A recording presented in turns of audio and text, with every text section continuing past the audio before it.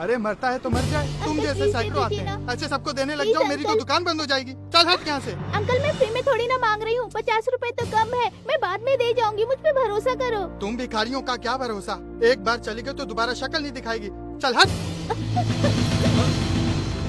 अरे भाई, बच्ची को क्यों धक्का दे रहे हो? अरे भिखारियों को ऐसे ही भगाया जाता है। अंकल थोड़े पैसे कम पड़ रहे थे, ये दवाई मेरे पापा के लिए बहुत जरूरी है। कितने पैसे कम है भाई? 50 रुपए। ये लीजिए 500 रुपए, बाकी 450 रुपए वापस कीजिए।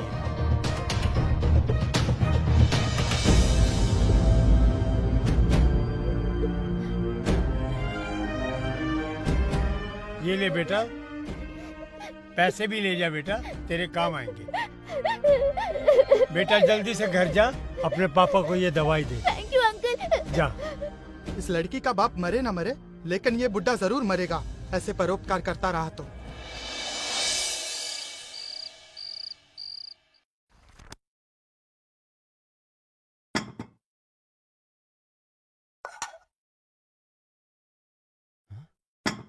ये क्या है?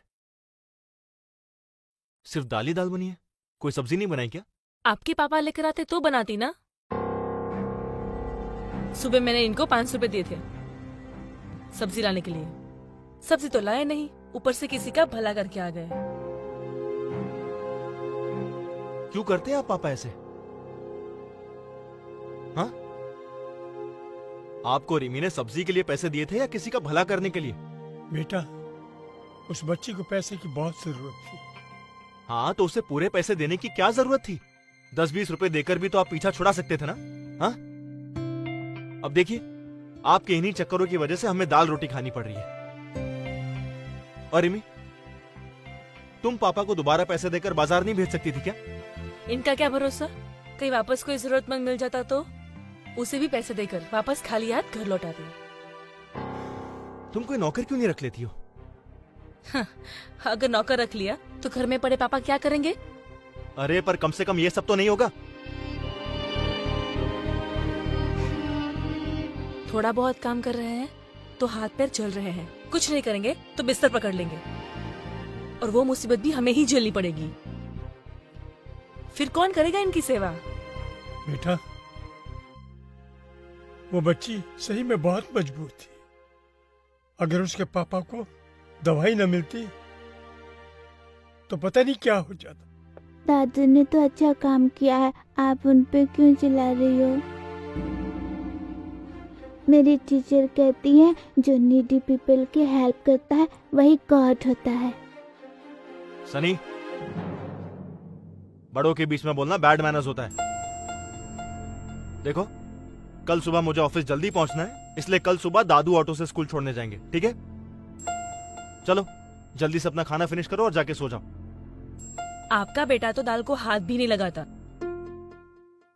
आज इसे भूखा ही सोना पड़ेगा। मम्मी, टीचर कहती है पल्सेस में खूब विटामिन होते हैं, हमें खाने चाहिए। दाल तो मैं जरूर खाऊंगा। तो ठीक है, सभी आज दाल ही खाओ। दादू, कभी कभी दाल भी खानी चाहिए, सेहत के लिए अच्छी होती है। दो।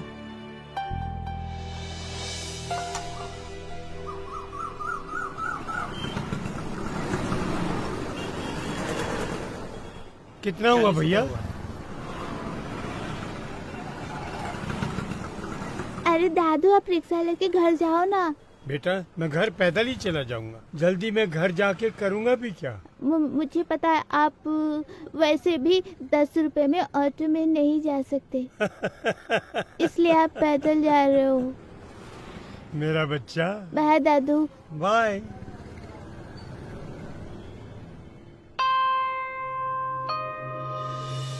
क्या हुआ बेटा? दादू, टीचर ने भी कहा था भगवान जब भी दुनिया में आए उन्हें लोगों ने बहुत दुख दिया, लेकिन भगवान तो नीडी पीपल की हेल्प करते हैं, तो पीपल उनको क्यों दुख देते हैं? बेटा, जब इंसान किसी दूसरे इंसान के काम आएगा तो भगवान को यहाँ आने की जरूरत ही नहीं पड़ेगी। हमारे अंदर इंसान का दिल होना चाहिए, हाँ दादू, और मुझे यकीन है कि तुम भी नीडी पीपल की हेल्प करोगे। मैं भी नीडी पीपल की हेल्प करूँगा। मैं आप जैसा ही बनूंगा। हाँ, मुझे पता है बेटा। चलो बेटा।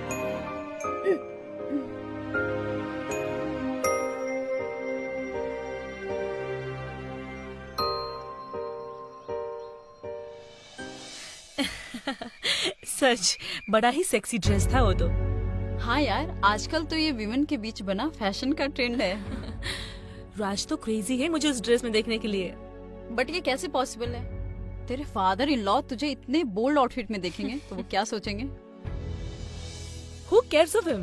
उनकी वजह से हम क्या खुश रहना छोड़ दे? ये बूढ़े लोग होते ही है हमारी खुशियों में आग लगाने के लिए। बट तू है बहुत लकी यार जो तुझे राज जैसा हस्बैंड मिला है। मेरे घर में देख, मेरे ससुर की चलती है, चाहे वो सही हो या गलत। मैंने एक बार अपने हस्बैंड से फादर इन लॉ को अलग रहने के लिए क्या बोल दिया, वो तो कहने लगे मैं तुम्हें छोड़ सकता हूँ पर अपनी मम्मी पापा को नहीं।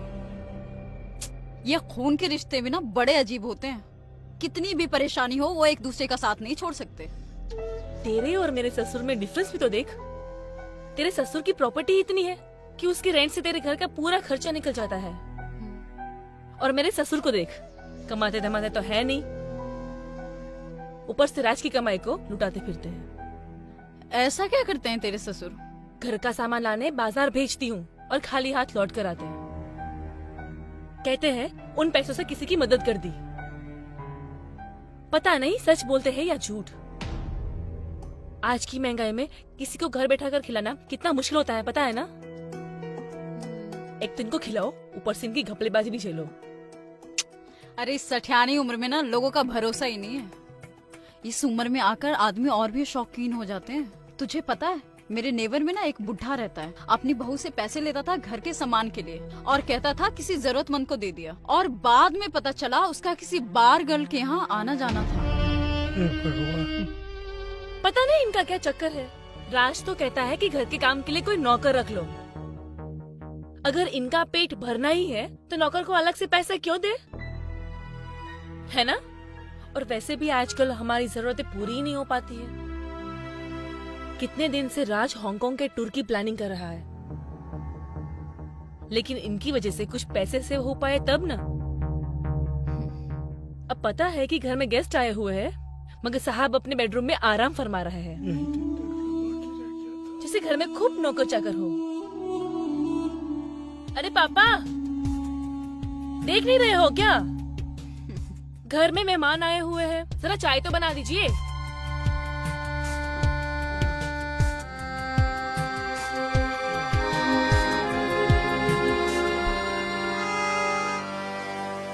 अरे छोड़ना, बुलाते रहेंगे। और बता, तूने और कौन सी ड्रेस देखी?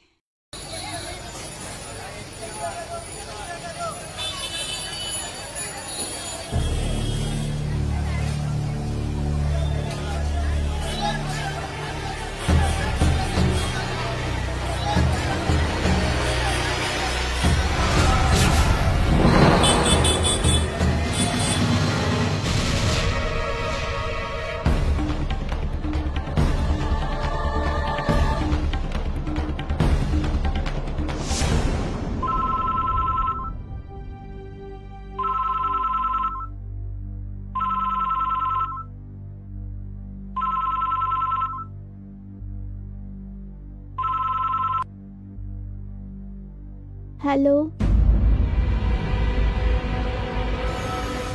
ठीक है अंकल, मेरे दादू का ख्याल रखना। मैं अभी अपने डैडी को भेजता हूँ। किसका कॉल था बेटा? दादू बेहोश हो गए। तो अभी इनका नया नाटक शुरू हो गया।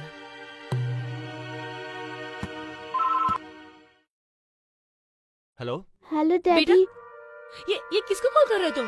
हेलो सनी बेटा, तुम कुछ बोल क्यों नहीं रहे हो? डैडी को।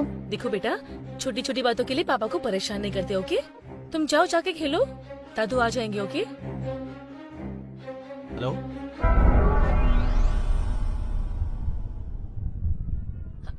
हेलो राज, मैं रिमी बोल रही हूँ। हाँ रिमी, क्या हुआ? सनी इतना घबराया हुआ क्यों है? सब ठीक तो है ना? कुछ नहीं बेबी, तुम्हें तो पता है ना कि वो छोटी छोटी बातों के लिए कॉल करता रहता है। तुमने मूवी की टिकट्स बुक कर ली है ना? डार्लिंग, संडे को तो मैं सिर्फ तुम्हारी ड्यूटी करता हूँ, तो ये बात कैसे बोल सकता हूँ मैं?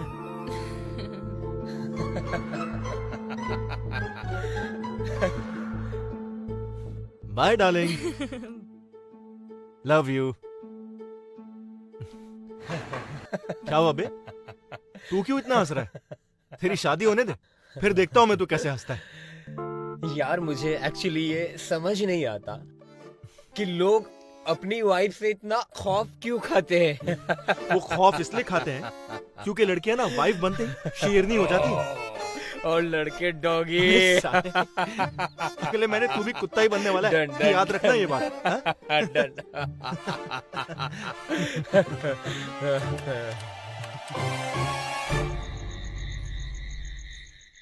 सनी,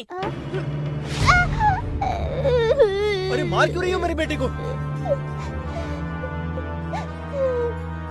बेटा तुम्हें मैंने पैसे किस लिए दिए थे?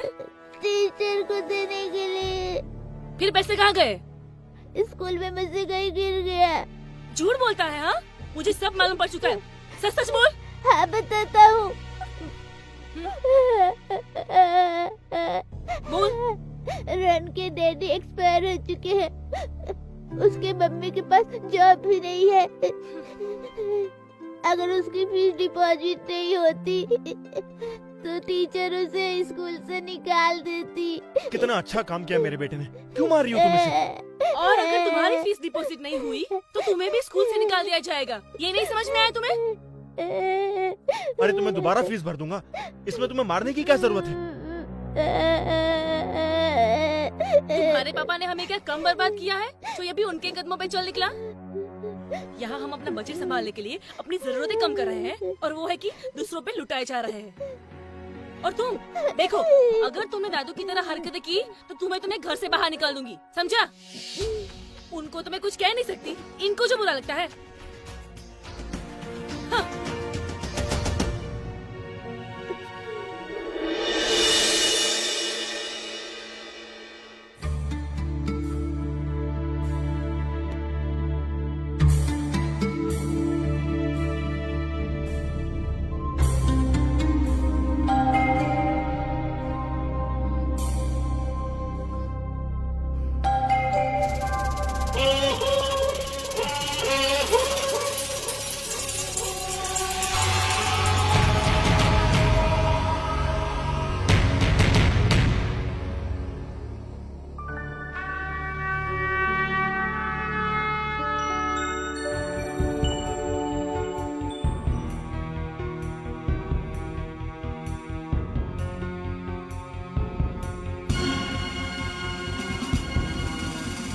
पैसे लाए तो मैं कहाँ चले गए? पैसे कहाँ गए? अभी तो जेब में ही थे, कहाँ गए? हे भगवान, वैसे ही मेरे साथ इतनी परेशानियां लगी हुई हैं, अब क्या होगा? अंकल जी हट जाइए ना, मुझे देर हो रही है। अंकल साइड में खड़े होकर के देखिए ना, दूसरे को क्यों तकलीफ दे रहे हैं? देखिए अंकल, साइड हो जाइए, साइड हो जाइए।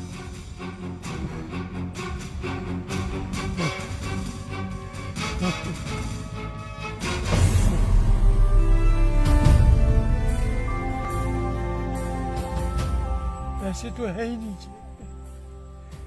मैं तो लाया था, कहाँ चले गए? क्या जवाब दूंगा उनको मैं? पहले मेरे ऊपर बड़ी मुसीबत पड़ी रहती, अब क्या जवाब दूंगा?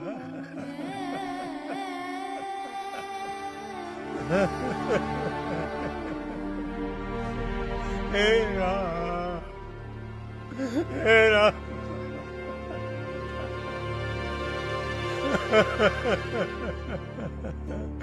अब क्या करूंगा मैं?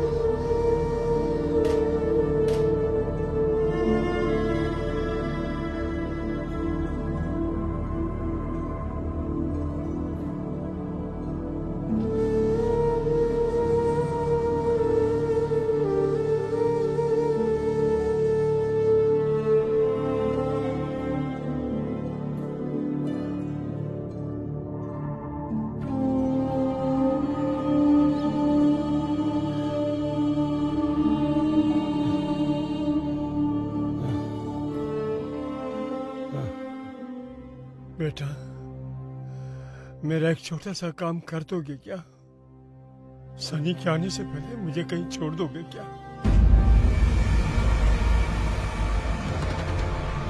कहाँ जाना चाहते हैं? बेटा, मैं चाहता हूँ कि मेरी बाकी की जिंदगी किसी वृद्ध आश्रम में मेरी उम्र के लोगों के बीच कटे। मेरे यहाँ साथ रहने से तुम लोगों को परेशानी होती है। मैं नहीं चाहता मेरे बच्चों की खुशी में मेरी वजह से खलल पैदा हो। वैसे भी मेरा शरीर थक गया। अब मैं आप लोगों के किसी काम का नहीं रहा। तुम लोगों पर मैं बोझ बनकर नहीं जीना चाहता।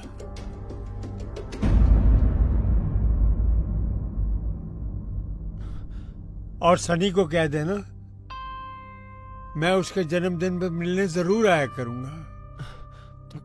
लेकिन पापा अब सनी की बिल्कुल टेंशन ना ले, उसे मैं समझा दूंगी। आपने जो डिसीजन लिया है ना, वो बहुत सही लिया है। और वैसे भी आजकल आपके साथ रहकर वो बहुत बिगड़ गया है, हमारी कोई बात नहीं सुनता। और वैसे भी राज, पापा ने जो डिसीजन लिया है ना, वो बहुत सही लिया है। वो वहाँ खुश रहेंगे और हम यहाँ। पर रीमा, मेरी बात तो देखो, तुम अब जल्दी जाओ, डिले मत करो।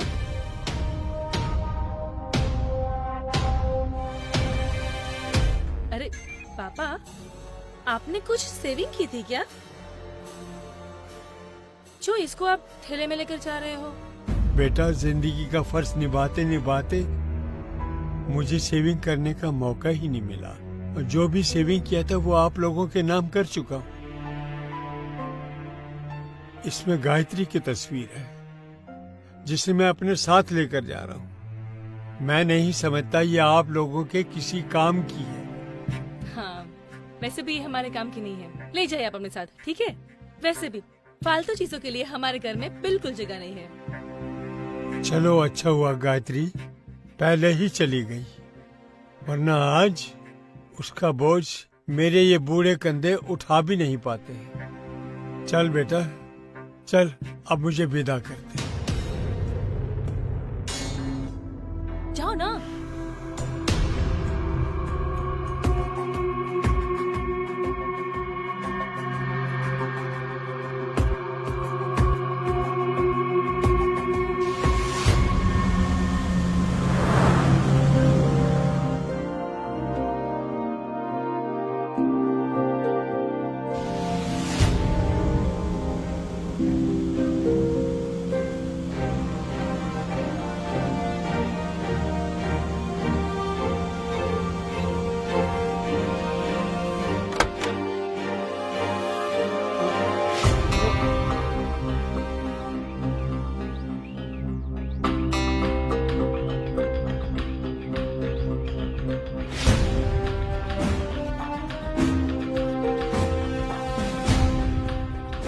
चल गायत्री, हमारी किस्मत में नियति ने ये जगह पहले से ही निश्चित कर रखी है।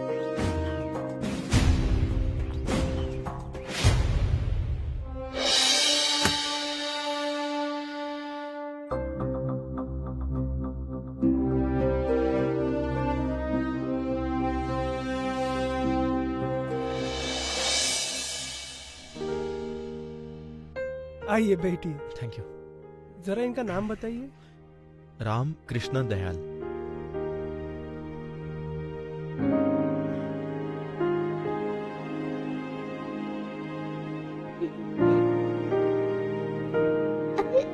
ये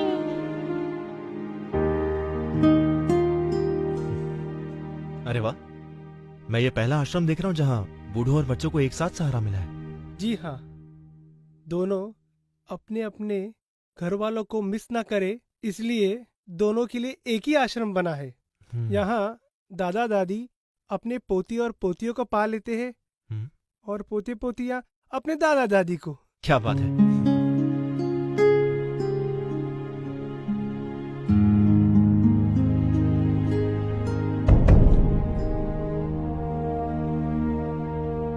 भाई साहब, वो आदमी कौन है जिससे मेरे पापा बात कर रहे हैं? कौन ये? हाँ। ये तो यहाँ के मैनेजर साहब है।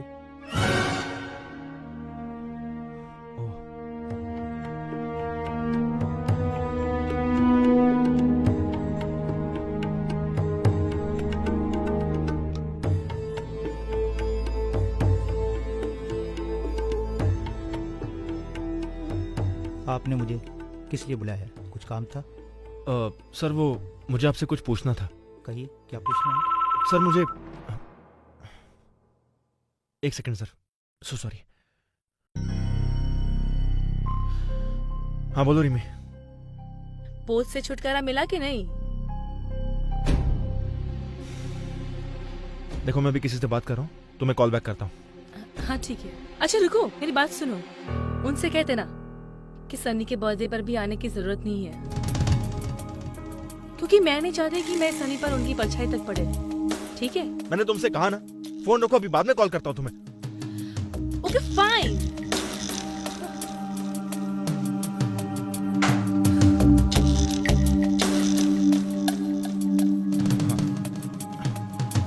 So sorry sir. सर वो मैं आपसे पूछ रहा था कि जहां तक मुझे पता है मेरे पापा यहाँ पहली बार आए हैं, लेकिन वो आपसे बातें तो ऐसे कर रहे थे जैसे वो आपको बहुत टाइम से जानते हो।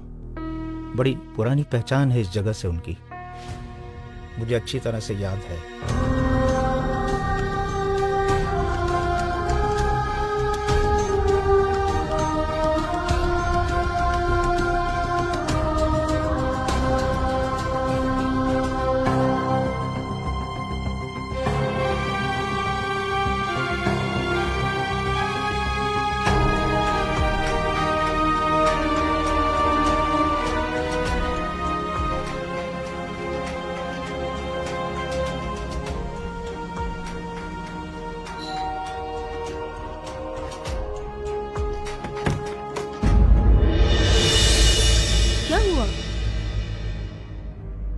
तुम तो ऐसे सैड हो जैसे तुमने अपने पापा को वृद्धाश्रम नहीं शमशान छोड़ कर आए हो।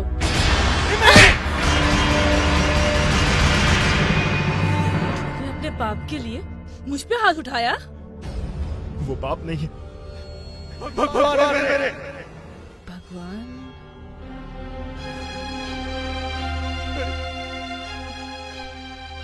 मैं तो अनाथ हूँ। आज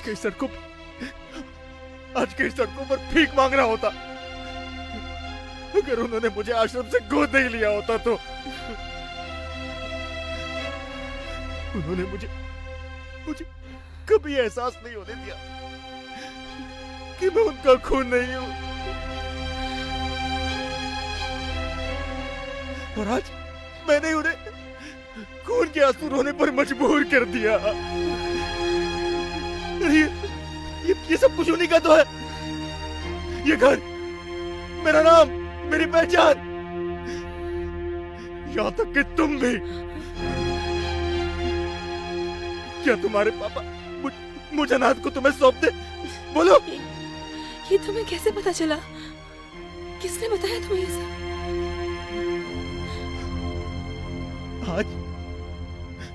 आज वो आश्रम का मैनेजर मुझे ये सब नहीं पता था, तो मैं जिंदगी भर अपने भगवान से अनजान रहता। बड़ी पुरानी पहचान है इस जगह से उनकी, मुझे अच्छी तरह से याद है कि वो आज ही का दिन था। आज से 30 साल पहले वो अपनी पत्नी के साथ यहाँ एक अनाथ बच्चा गोद लेने के लिए आए थे। वो जरूर तुम ही हो बेटा। किस्मत का खेल देखो, आज ही के दिन वो तुम्हें यहां से गोद लेकर गए थे और आज ही के दिन तुमने यहां पर छोड़ने आए हो। खून खून में फर्क पैदा कर दिया है तुमने। आज तुमने दिखा दिया कि अपना खून अपना ही होता है। अगर तुम उनका खून होते तो कभी इन्हें खून के आंसू नहीं रुलाते। सच तो ये है कि मैंने उनको तकलीफ पहुंचाने में कोई कमी नहीं चाहती। मैं एक अच्छी बहू और एक अच्छी पत्नी कभी बन ही नहीं पाई। मैंने ही तुम्हें उनके खिलाफ भड़काया। मुझे माफ कर दो राज, मुझे माफ कर दो। मुझे माफ कर दो राज। मैंने कौन सी इज्जत रखी है उनकी?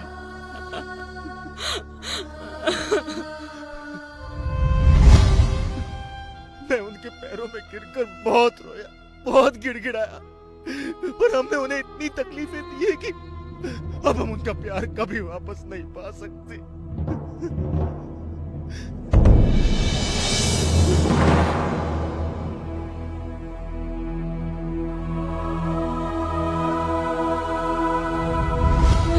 राज, तुम प्लीज मुझे उनके पास ले चलो। मैं उनके पैरों में तब तक सर पटकती रहूंगी जब तक वो हमें माफ नहीं कर देते।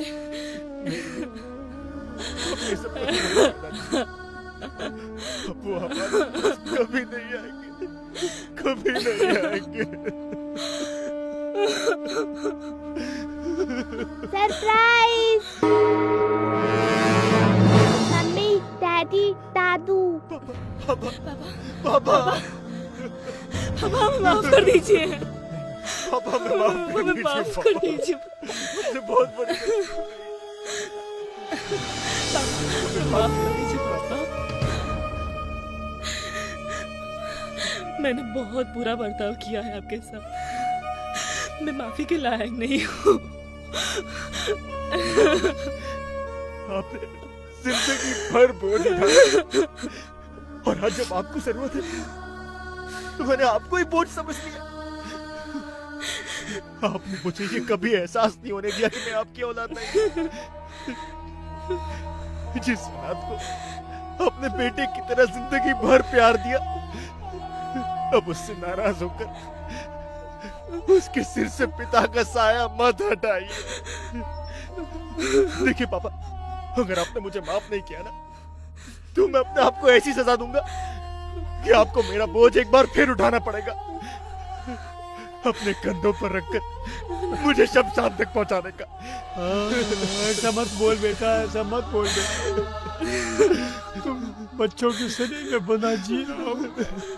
तुम मेरी जिंदगी में नहीं होते तो मैं गायत्री के साथ ही इस दुनिया को अलविदा कह दिया होता। उसने मुझसे वादा लिया था कि मेरे बेटे की आंखों में कभी आंसू मत आने देना। आज मैं तुमको रुलाकर मैं उसका गुनाहगार बन गया बेटा। अब मुझसे ये गुनाह नहीं होगा। मैं खुद तो तकलीफ उठा सकता हूँ, मगर गायत्री से लिया वादा मुझसे ना तोड़ना बनेगा। बस तुम लोगों से एक ही विनती है, जब तक मैं जिंदा हूँ मेरे पोते को मुझसे दूर मत करना कभी। मैं भी जहाँ दादू कहते वहाँ मुझे मेरे हर बर्थडे पे ले जाया करते थे। मुझे पता था दादू वहाँ जरूर मिलेंगे। मैं जाके अपने दादू को ले आया। मेरा राजा सनी बेटा, इसमें मेरी जान है। मैं इसके बिना जी नहीं पाऊंगा।